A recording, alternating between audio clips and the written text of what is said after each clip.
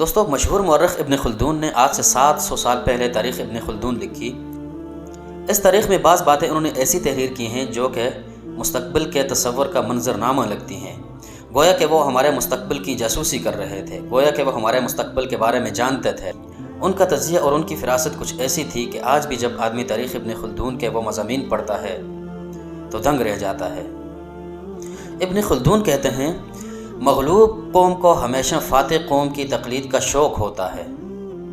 فاتح قوم کی وردی اور وردی پہ لگے تمغے، طلائی بٹن اور بٹنوں پر کنندہ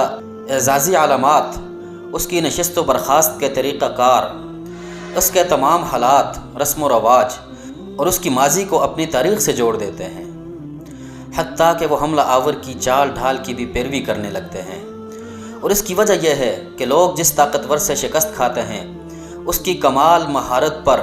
آنکھیں بند کر کے اندھا یقین کر لیتے ہیں۔ محکوم معاشرہ اقدار سے دستبردار ہو جاتا ہے۔ ظلمت کا دورانیہ جتنا طویل ہوتا ہے تو ایک محکوم سماج کا انسان جانوروں سے بھی بدتر ہوتا چلا جاتا ہے۔ ایک وقت آتا ہے کہ انسان صرف روٹی کے لقمے اور جنسی جبلت کے لیے زندہ رہتا ہے۔ جب ریاستیں ناکام اور قومیں زوال پذیر ہوتی ہیں تو ان میں نجومی، بیکاری، منافق، ڈھونگ رچانے والے، چغل خور، کھجور کی گٹھلیوں کے قاری،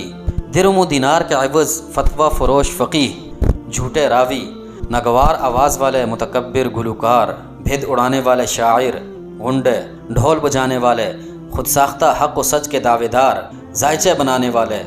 خوشامدی، طنز و حجب کرنے والے، موقع پرست سیاستدانوں اور افواہیں پھیلانے والے مسافروں کی بہتات ہو جاتی ہے۔ ہر روز جھوٹے روپ کے نقاب اشکار ہوتے ہیں مگر یقین کوئی نہیں کرتا۔ جس میں جو وصف سرے سے نہیں ہوتا وہ اس فن کا ماہر سمجھا جاتا ہے۔ اہل ہنر اپنی قدر کھو بیٹھتے ہیں،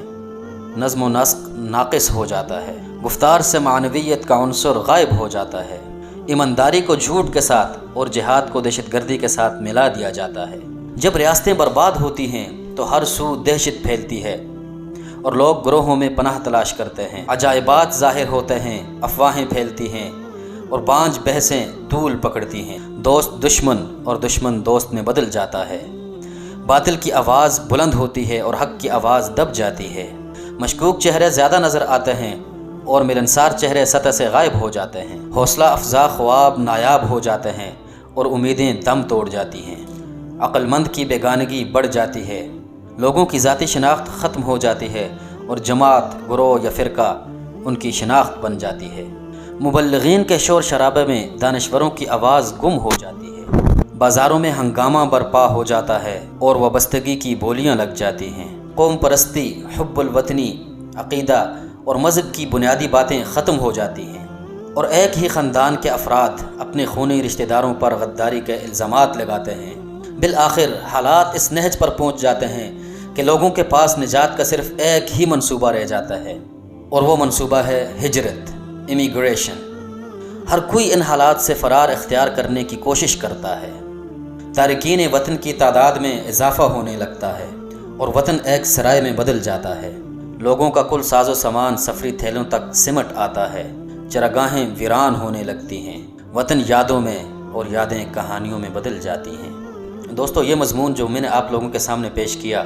یہ تاریخ ابن خلدون کے مصنف ابن خلدون نے لکھا ہے آج سے 700 برس پہلے۔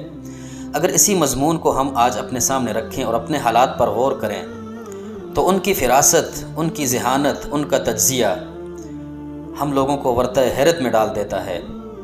رحم اللہ ابن خلدون، اللہ ابن خلدون پر رحم کرے کہ آج سے 700 سال پہلے انہوں نے کیسا تجزیہ کیا، گویا کہ وہ ہمارے مستقبل کی جاسوسی کر رہے تھے یا گویا کہ وہ ہمارے مستقبل کے بارے میں جانتے تھے۔